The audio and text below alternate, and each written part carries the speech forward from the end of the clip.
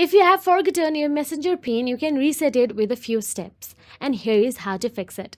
Messenger PIN is usually set for extra security on your messages. If you have forgotten it, first of all, open the Messenger app on your mobile device and make sure you are logged into your Messenger account.